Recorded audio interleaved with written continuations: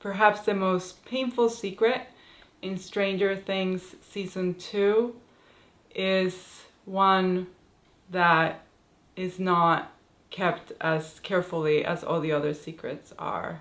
Will, played by Noah Schnapp, who was the catalyst for all of Season 1 as they were trying to rescue him from the upside down world, is now basically connected to it in a way that keeps growing as the season evolves. He, to use an exorcist metaphor, which they're clearly playing with, just becomes more and more possessed by the upside down, particularly by the mind Flayer, which is this really creepy arachnid gigantic monster that is hanging out there and has, God, decided that he's going to take over the shiny world that lives above him.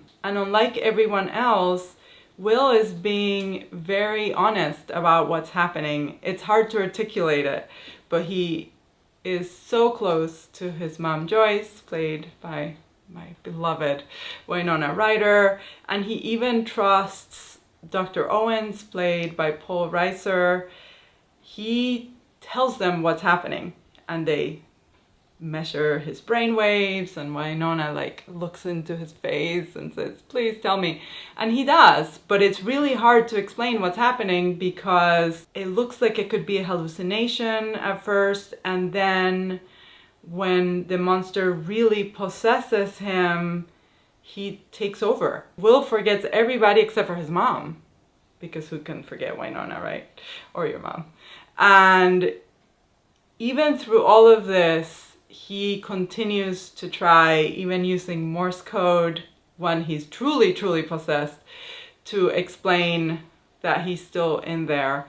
And it is that trust that he has in these people, Winona earned it, Dr. Owens, not sure yet, that helps him make this darkest of all the secrets in the show be the one that is perhaps least corrosive, at least to his soul and to the people around him, because he has not broken the one thing that keeps him tied to others, which is love.